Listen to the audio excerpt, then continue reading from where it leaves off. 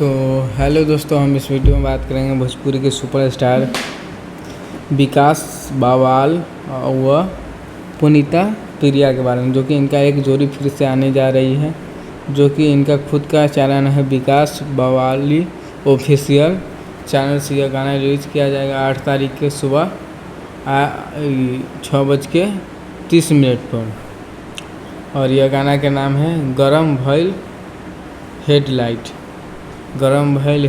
जो कि बहुत ही अच्छा गाना होने जा रहा है। और यह गीत के गाए हैं फेमस सिंगर पुनीता प्रिया जी, और यह गीत है जो गाना लिखे हैं रोशन सिंह विश्वास, और म्यूजिक दिए हैं प्रियांशु सिंह जी, और